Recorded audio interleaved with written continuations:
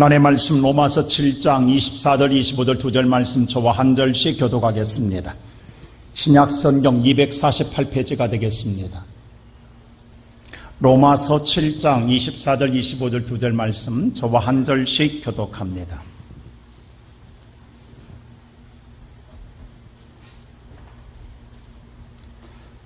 자, 찾으셨으면 24절 말씀 보겠습니다. 오호라 나는 곤고한 사람이로다. 이 사망의 몸에서 누가 나를 건져내랴. 우리 주 예수 그리스도로 말미암아 하나님께 감사하리로다. 그런즉 내 자신이 마음으로는 하나님의 법을 육신으로는 죄의 법을 섬기노라. 아멘. 오늘도 주의 거룩한 성전을 찾은 여러분의 마음속에 예수가 함께하기를 주의 이름으로 축원합니다. 우리가 잘 아는 치킬 박사와 하이딜이라는 오늘 소설을 알지요. 거기에 보면 치킬 박사는 법학자이면서도 의학 박사입니다.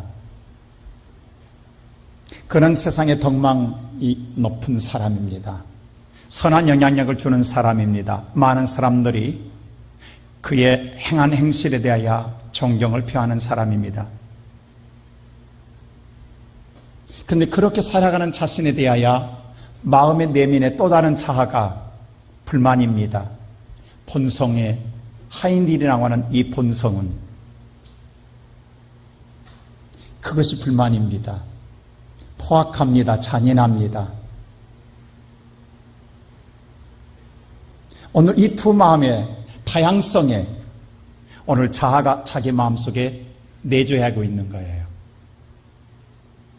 우리는 이 실존하고 있는 다중성의 자아를 인정할 줄 알아야 합니다.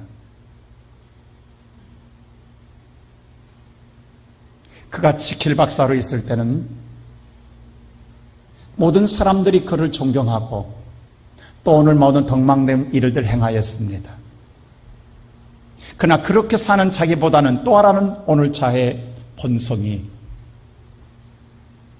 자기의 마음속에 꿈틀거리고 있는 것을 표출하기 위하여 그런 연구에서 약을 만들어냅니다. 그리고 그 약을 먹을 때마다 하이딘으로 변하는 거예요. 우리 흔히 말하기 헐크로 변하는 거예요. 잔인한 사람으로. 모퉁이를 돌아가다가 소녀를 부딪혀서 넘어졌을 때에 치킬 박사로 라면 그는 일으켜주고 포듬어주고 오늘 품어주며 위로해줬을 거예요. 근데 하이딘으로 있는 자기의 자아는 잔인하게 밟고 지나갑니다. 그뿐만이 아닙니다. 끝내 그는 그 약을 먹고 하이딘으로 말미암아 노신사를 지팡이로 패워서 살인죄를 범합니다. 이것을 추적하는 오늘 변호사인 자기 친구가 또 추격을 당하고 자기 밑에 있는 사람들에 의해 자기가 들통날까 봐 괴로워하는 거예요. 물론 자기 자신도 이제 하이드를 살아보니까 치킬로 살고 싶은 거예요. 돌아가고 싶은 거예요. 크게 번뇌하다가 끝내 마지막에는 자살해 죽습니다. 오늘 우리의 사람 속에 있는 다중성의 자아, 이것이 어찌 그 소설의 이야기만 될까요? 우리들의 이야기 아닐까요? 우리는 사실 우리 안에 또 다른 나의 모습이 있다라는 이 실존적인 자아를 인정할 줄 알아야 합니다. 이것은 우리만이 아니라 오늘 본문 성경에 나와 있는 주인공인 바울 사도에게서도 이 고백이 나오고 있어요. 오늘 그 유대한 바울 사도가 뭐라고 고백하냐면 첫째로 오라 나는 곤고한 사람이다라고 고백합니다. 오늘 보면 성경 우리 다 같이 한번 24절 한번 말씀을 읽어볼까요? 다 같이 한번 24절 시작. 오호라 나는 곤고한 사람이로다. 이 사망의 몸에서 누가 나를 건져내랴. 오라 나는 곤고한 사람이로다. 이 사망의 몸에서 누가 나를 건져내랴라고 탄식하는 탄식의 고백이 있습니다. 근데 이 고백이 안 믿는 자 불신자의 고백이 아니라 그 유대한 예수를 만나고 성령을 체험하고 구원의 확신을 가지고 있고 많은 자에게 믿음의 영향력을 주고 있는 바울 사도의 고백이라는 거예요. 어떻게 이렇게 이런 고백을 할 수 있을까라고 하는 의구심이 들 정만큼 어떻게 바울이 이런 고백을 할 수 있지? 근데 바울이 이 고백을 할 수밖에 없었던 것은 19절에 있습니다. 우리 다 같이 한번 19절 말씀을 한번 볼까요? 다 같이 시작. 내가 원하는 바 선은 행하지 아니하고 도리어 원하지 아니하는 바 악을 행하는도다. 바울이 뭐라고 하냐면 내 안에 오늘 선을 행하고 싶은 마음을 갖고 있는데 결론은 내가 원하지 않는 것을 악을 행하더라는 거예요. 나는 선을 행하고 싶은데 그러나 내 삶의 결과는 항상 악을 행하게 되더라는 거예요. 여러분은 어떻습니까? 우리가 오늘 주일날 하나님의 말씀을 듣고 믿음으로 살려고 노력해요. 그러나 막상 우리가 현실 앞에서는 믿음으로 사는 게 아니라 사실 우리는 믿음으로 살아가지 못하는, 나는 사실 믿음으로 살고 싶은데 막상 현실 앞에서는 믿음으로 살지 못하는 거예요. 이것이 우리의 날마다 신앙생활 속에 반복되고 있지 않습니까? 오늘도 우리는 주 앞에 나올 때 우리는 모든 걸 지키며 믿음 안에 거룩한 자로 나온 것이 아니라 우리는 어쩌면 우리는 정말 죄인 중에 죄인의 모습으로 우리는 주 앞에 오늘도 나와 있는 거예요.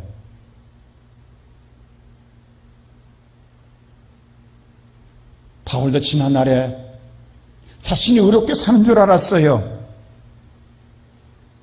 그러나 하나님 말씀에 들춰볼 때에 자신이 죄인하는 걸 알았어요. 그래서 오늘 7절에 보면 9절에 보면 이런 고백을 하게 됩니다. 다 같이 9절 말씀 한번 볼까요? 다 같이 시작. 전에 율법을 깨닫지 못했을 때에는 내가 살았더니 계명이 이름에 죄는 살아나고 나는 죽었도다. 전에 율법을 깨닫지, 하나님 말씀을 깨닫지 못할 때는 내가 살았다는 말은 나 이런 사람이야, 자기의 자신이 살아있었다는 거예요. 그도 그럴 만한 바울은 자랑할 만한 스펙을 가지고 있습니다. 나름대로 의롭고 정의롭게 산다는 생각을 갖고 있는 사람입니다. 나름대로 누구보다 믿음의 생활을 잘한다고 생각한 사람입니다. 정말 남 앞에 자랑할 만한 그런 자신을 드러낼 만한 사람이었어요. 내가 하나님을 모를 때에는 내가 드러났다란, 내가 살아있었다란, 나를 자랑했다라는 거예요. 그런데 이제 하나님을 알고 보니까 내 안에 죄가 있음을, 죄만 나오게 되더라는 거예요. 죄가 살아나오더라는 거예요. 나는 죄인이라는 것밖에 깨닫는 것이 없더라는 거예요.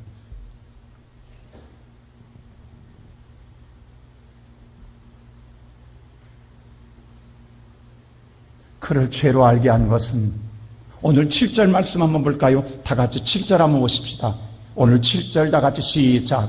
그런즉 우리가 무슨 말을 하리요? 율법이 죄냐? 그럴 수 없느니라. 율법으로 말미암지 않고는 내가 죄를 알지 못하였으니. 못하였으니. 율법으로 말미암지 않고는, 하나님의 법으로 말미암지 않고 내가 죄를 알지 못하였으니. 지난날에 하나님의 율법을 알고 우리는 나는 죄를 몰랐다라는 거예요. 나는 의로운 줄 알았다, 착한 줄 알았다라는 거예요. 바른 줄 알았다는 거예요. 정의롭고 옳은 줄 알았다라는 거예요.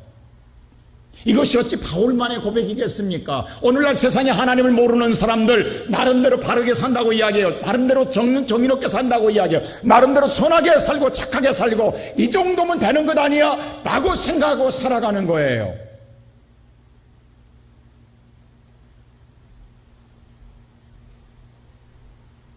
나름대로 이 땅에 정의롭다고 하는 오늘 리더자들 보십시오. 그들의 정의함과 추함이 드러날 때 그는 견디지 못하고 그들이 자살하잖아요. 뭘 말하냐면 오늘 그들 나름대로 세상에 보여주는 것은 아름다운 것들이에요. 미화된 것들이에요. 나 이 정도면 잘 산 것 아니야? 나 이 정도면 바르게 산 것 아니야? 나 이 정도면 그래도 그런 대로 자신에 대해 관용을 베풀거든요.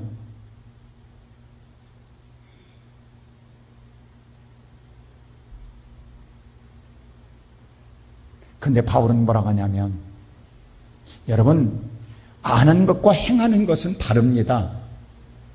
이게 괴리예요. 안다고 다 행하는 것 아니에요. 하나님 말씀을 알았지만, 선을 행하고 싶었지만, 행실로는 악을 행하더라는 거예요. 우리가 다 말씀대로 살아가지 못하는 거예요.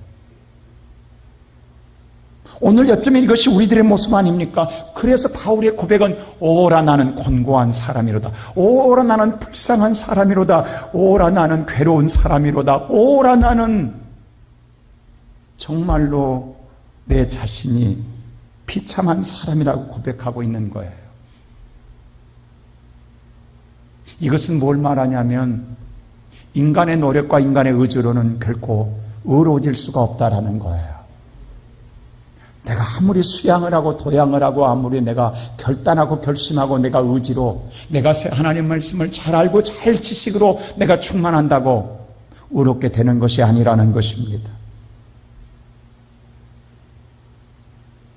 그런데 나는 어디에 있게 되냐? 바울은 말했어요. 내가 사망에 있으니 누가 나를 건져내랴. 우리가 구약에 보면 이사야 선지자가 있습니다. 선지자로 대단히 그 당시에 모든 자가 존경받는 사람입니다. 근데 그 나름대로 바르게 살았다고 생각해요. 근데 뭐냐 하면 우시야 왕이 죽던 해에 이 선지자 이사야가 환상 중에 하나님을 보게 됩니다. 성전에는 하나님, 빛 대신 하나님 앞에 서게 되니까 자신의 진정한 본 모습을 보게 되는 거예요.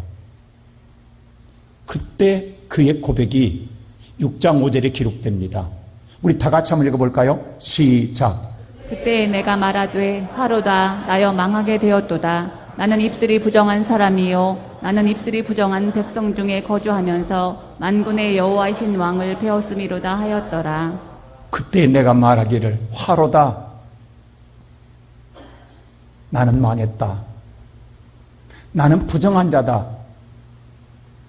나만 부정한 게 아니라 부정한 백성 중에 거하였다. 이 말은 무슨 말인 거 아니? 모든 세상 사람들이 다 부정하다라는 거예요. 그 속에 살 때 나도 몰랐다라는 거예요. 그것이 옳은 줄 알았다라는 거예요. 그게 바른 줄 알았다라는 거예요. 다시 한번 5절 보여주실래요? 이렇게 말하는 거예요. 보세요. 여기 보세요. 부정한 백성 중에 거주하며 부정한 백성, 모두 다 부정한 백성들 중에 함께 거하고 살았다라는 거예요. 근데 전혀 그때는 부정한 줄 몰랐다라는 거예요. 근데 하나님 앞에 서고 보니까 내가 부정함을 알았다라는 거예요. 오늘 우리가 살고 있는 세상도 마찬가지입니다. 우리가 사는 데는 전혀 오늘 뭐예요? 부정함이 없어요. 옳아요, 바라요, 그리고 정의로워요.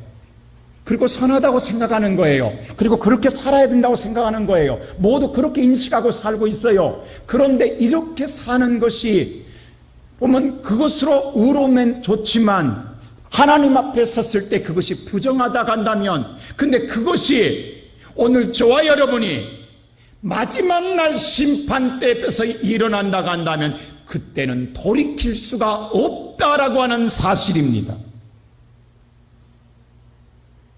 그 이전에 나를 발견해야지. 만일에 그것이 내게 다 오늘 마지막 끝날에 그날에 오늘 나를 알게 된다 간다면 그때는 더 이상 돌이킬 수가 없다라는 사실입니다. 왠 줄 아십니까? 오늘 고린도후서 5장 10절의 말씀을 보면 우리 다 같이 한번 읽어볼까요? 시작. 이는 우리가 다 반드시 그리스도의 심판대 앞에 나타나게 되어 각각 선악간에 그 몸으로 행한 것을 따라 받으려 함이라.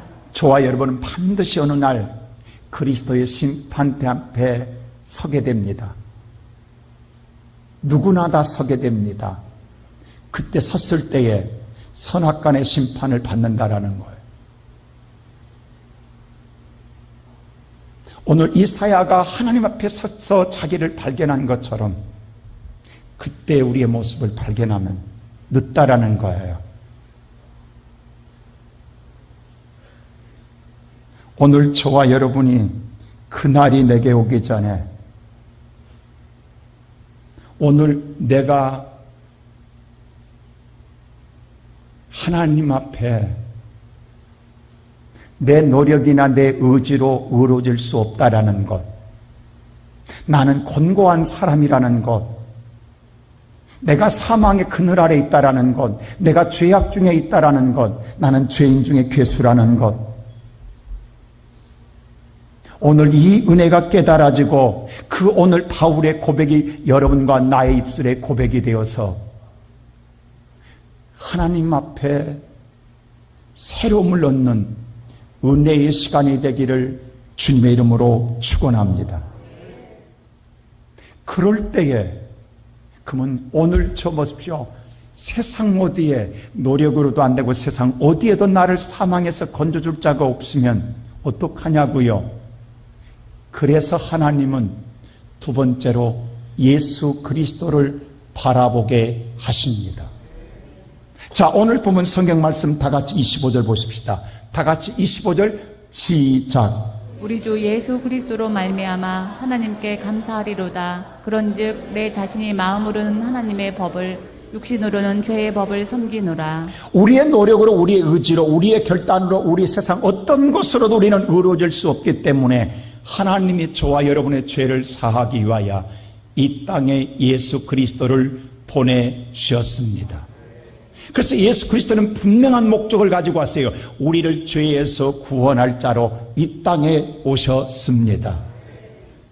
그 예수 그리스도는 오늘 저와 여러분의 모든 죄를 사하시고 여러분의 사망에서의 생명으로 멸망과 저주에서 영생으로 인도하기 위하여 이 땅에 오셨습니다.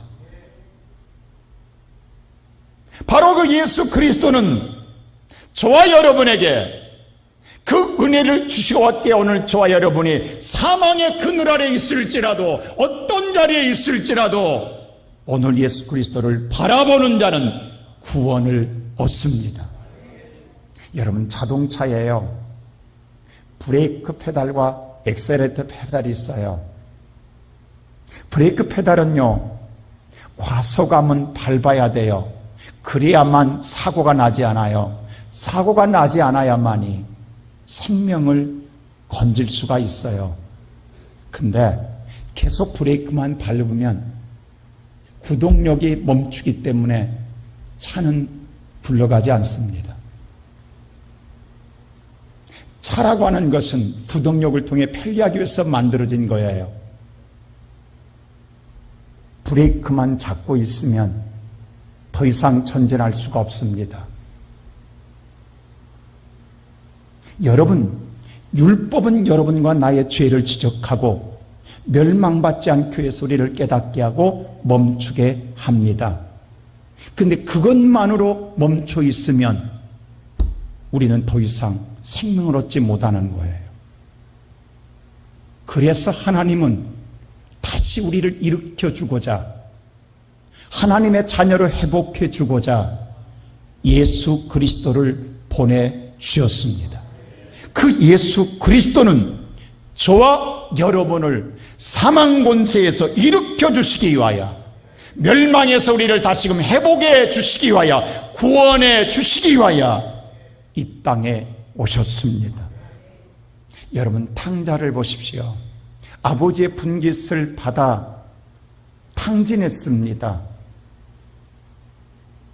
그 다음에 먹을 것이 없어서 종으로 들어가 돼지 밥을 함께 돼지 우리에서 먹습니다. 쥐염 열매를 먹습니다. 근데 그것도 없어서 굶어 죽게 생겼습니다. 그때 이런 고백을 해요. 내 아버지 집에는 먹을 것이 많은데 나는 여기서 굶어 죽는구나 라고 탄식하고 주저앉았다 간다면 탕자는 굶어 죽었을 것입니다. 근데 그때에 탕자는 일어나 아버지께로 돌아갑니다. 그때 아버지는 잃었던 아들을 찾았다 가시면서 환대하며 회복해 주십니다. 이것이 하나님의 마음이십니다. 오늘 예배드리는 사랑하는 성도 여러분, 예수 안에는 구원의 능력이 있습니다. 예수 안에는 생명의 능력이 있습니다. 예수 안에는 여러분과 나를 살리는 축복의 능력이 있습니다. 바로 하나님께서는 여러분과 나를 다시 일으켜 주시고 역사하기 위하여 이 땅에 예수 그리스도를 보내주셨습니다. 우리가 언제까지 주저앉아 탄식하고 있을 거냐라는 거예요. 우리는 탄식의 자리에 오래 머물러 있어서는 아니 됩니다. 이제 예수 그리스도를 바라보고 일어나는 믿음의 사람이 되라는 것입니다.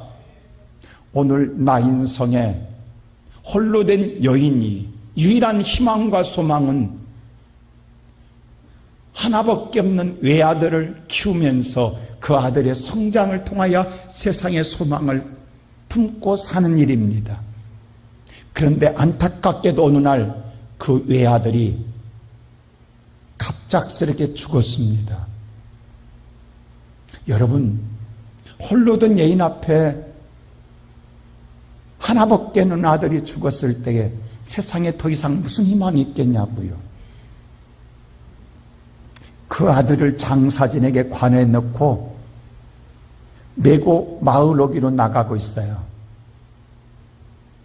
아마 그때 심정은 그랬을 거예요. 내가 이 아들 잘 장사 지내고 나도 죽으리라. 그렇지 않겠습니까? 내가 살아서 뭐하냐고, 무슨 희망이 있냐고, 무슨 소망이 있냐고, 세상에 살아야 할 기쁨이 뭐가 있겠냐고. 근데 그때 마침 예수님이 찾아오십니다. 그리고 어떤 일을 행한 줄 아세요? 누가복음 7장 14절 보면 이렇게 행하십니다. 다 같이 한번 볼까요? 시작. 가까이 가서 그 관에 손을 대시니 맨 자들이 서는지라. 예수께서 이르시되 청년아 내가 내게 말하노니 일어나라 하시매 관을 손을 얹을 때에 모두 멈췄습니다. 그리고 뭐라고 그래요? 관 위에 손을 얹고 청년아 일어나라고 이야기합니다. 여러분, 이 말이 믿어지십니까? 믿을 수 있습니까? 죽었는데요. 내 아들이 관 속에 들어가 있는데요. 근데 관 위에다가 손을 얹고 일어나라고 일어나진다고요?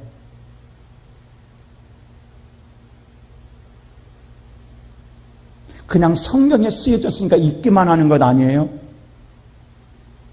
이게 마음속에 와지냐고. 이게 정말 내 마음속에 믿어지냐고. 그냥 성경인가 듣고 끝나는 거예요. 근데 어떤 일이 일어난 줄 아세요? 15절 보세요. 이런 일이 일어납니다. 다 같이 시작. 죽었던 자가 일어나 앉고 말도 하거늘 예수께서 그를 어머니에게 주시니 죽었던 자가 일어났어요. 앉았는데 그 아들을 어머니에게 주니라. 할렐루야. 죽은 자가 일어났어요. 믿을 수 없는 일이 일어났어요. 여러분, 우리가 믿는 하나님이 이런 하나님이라고, 저와 여러분에게 보내주신 예수 그리스도가 이런 하나님이라고 믿고 살고 있습니까? 제가 지금 이쪽 뼈가 부러져 있어요. 지금 인대도 끊어졌어요. 골절되어 있어요. 제가 지금. 그래서 이쪽 손을 못 올리는 거예요. 지금 병원에 갔더니 5주 진단이 나오더라고요. 그 제가 그랬어요. 저 목사입니다. 오늘 설교해야 됩니다. 제가 이것 때문에 설교 못할 수 없습니다.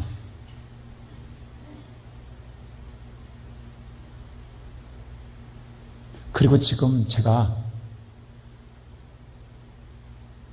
안대하고 왔어요. 너무너무 아파요. 왜? 부러진 뼈가 살을 뚫고 나오려고 하니까 움직일 때마다 지금 참고 설교하는 거예요.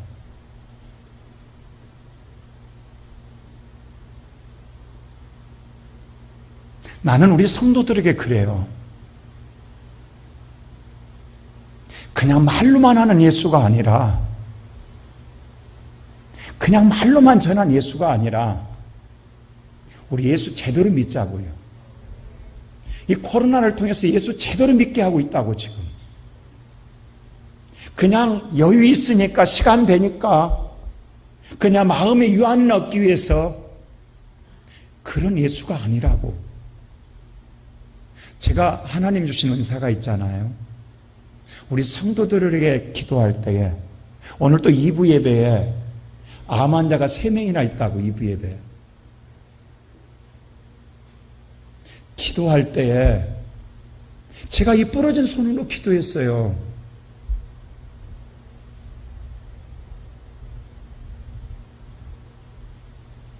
근데 제게 보여주는 하나님의 환상이 있거든요. 그때 저는 선포하잖아요. 저 인간 김보석이는 그때 무슨 생각하냐면, 야, 너 그렇게 말했다가 만일에 안 나면 너 무슨 창피하려고, 이 생각에 저한테 와요. 저도 인간인지라. 그러나 제게 보여주는 하나님은 저는 믿기 때문에 그냥 선포하는 거예요. 제가 이렇게 30년을 선포하고 살아왔잖아요. 제가 하나님을 못 믿으면 어떻게 선포할 수 있냐고. 낫는다고. 제가 부러졌다고 여러분 누워있으면 누울 수 있어요. 그러나 제가 믿는 하나님이 그런 하나님이냐고. 조금 힘들다고 누워있고, 조금 내가 어렵다고 내가 자빠지는 그런 내가 목사고 그런 하나님이라고 한다면,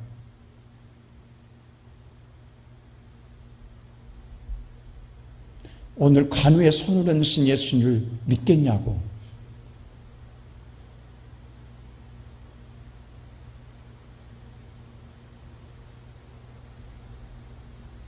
이 시간 예배드리는 사랑하는 성도 여러분, 예수 그리스도는 우리의 심령을 살려내십니다. 저와 여러분을, 가정을 살려내시고, 자녀들을 살려내시고, 여러분의 무너진 사업장을 살려내십니다. 여러분, 이 나인성의 과부, 세상의 소망 다 끊어졌잖아요. 의지할 때 아무것도 없잖아요. 바라볼 곳 아무것도 없잖아요. 그래도 괜찮아요. 하나님이 계시잖아요. 예수가 살아 계시잖아요. 그 예수 바라보게 하시는 거예요. 내게 조그마한 희망이 있다고 한다면 여러분은 오늘 희망을 바라볼 거예요. 세상에 여러분 단 1%의 소망이 있다고 한다면 그 소망의 줄을 붙잡을 거예요. 근데 그것이 다 끊어지면 예수 붙잡게 되는 거예요.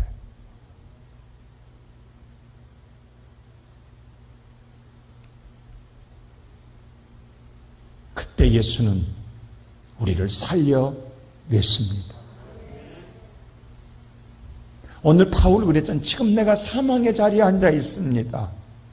누가 나를 건져내랴? 아무도 없다라는 거예요.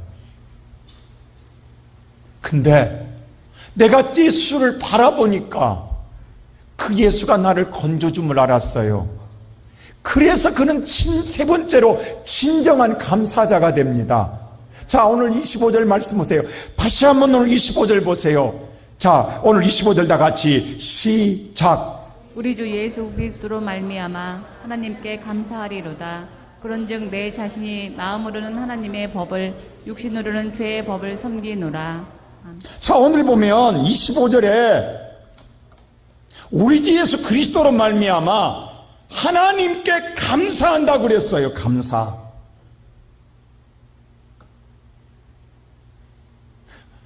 뭐냐면 내가 사망의 골짜기에 있는데 하나님 예수를 바라봤더니 나를 건져주심으로 그 예수를 보내주신 하나님께 감사한다라는 게 지금 예수로 말미암아 나는 살았다라는 거예요. 그러니 하나님께 얼마나 감사하냐는 거예요. 그래서 하나님께 감사하노라. 오늘 이 감사가 어떤 감사겠냐고, 진정한 감사 아니겠냐고. 여러분 당연한 건강한 것 같지만 정말 죽을 병에 걸렸다가 사는 자는요, 그것만큼 감사하는 게 어디 있냐고. 사형 선고받은 자가 사형에서 오늘 감형받을 때 그 기쁨과 그 생명의 감격의 감사는 세상 무엇과 비교할 수 있겠냐고.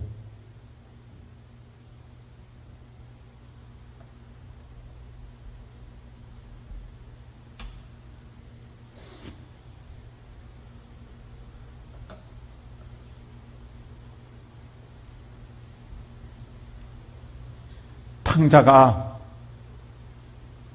아버지께 돌아올 때 이렇게 말합니다. 아버지, 내가 아버지께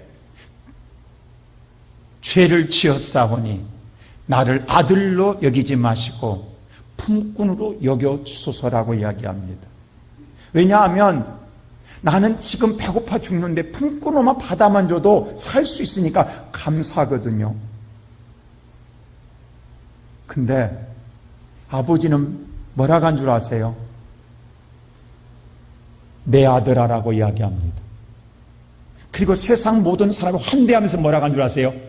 잃었던 아들을 찾았다고, 내 아들이라고 세상의 모든 사람에게 선포합니다. 그 행상이 거지 같고 그 행상이 초라하고 정말로 부끄럽게 그지없는 아들의 모습일지라도 그를 품꾼이라고 말하지 아니하고 잃었던 아들이라고 이야기합니다. 이 말은 하나님이 저와 여러분에게 사망의 그늘에 있는 여러분을 건져주실 때에 건져주고 나니까 다시 나는 죄인입니다. 고개 숙이고 날마다 기죽어서 기빠져서 날마다 세상에 굽신거리고 기웃거리고 살아가는 것이 하나님의 은혜에 보답하는 것이 아니라 하나님의 아들답게 당당하게 살아가는 것이 하나님의 은혜에 감사하는 자인 줄로 믿습니다. 하나님의 아들로 당당하게 살아가라는 거예요. 너는 내 아들이라고 하나님이 선포해 주잖아요. 오늘 여러분들의 모든 죄를 사해 주었으니 당당하게 아들로 살아가라고.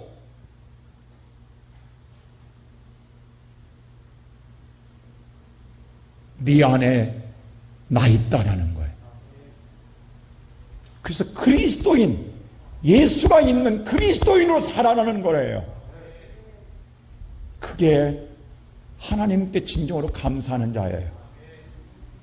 그게 하나님의 은혜에 보답하는 거예요.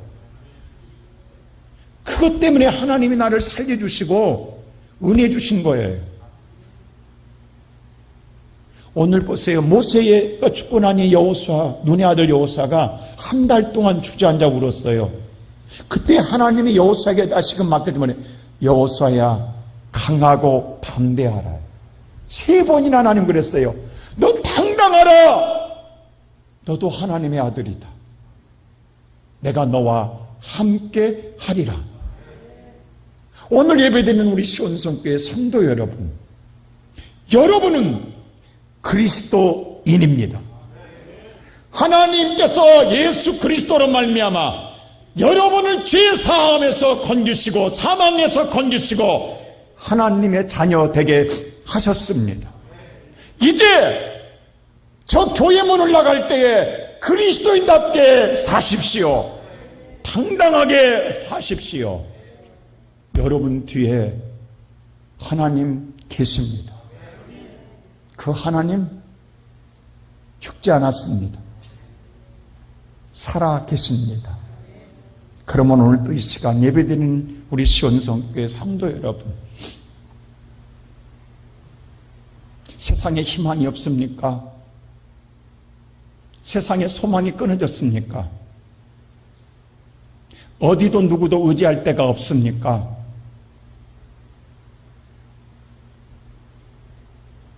나 혼자 초라하게 견딜 수 없는 고난 속에 놓여 있다고 생각하십니까?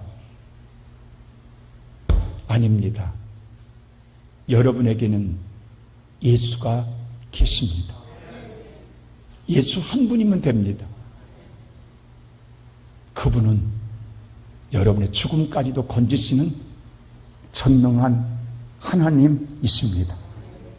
그 하나님으로 날마다 승리하며 그리스도인답게 살아가는 성도들 되시기를 주님의 이름으로 축원합니다.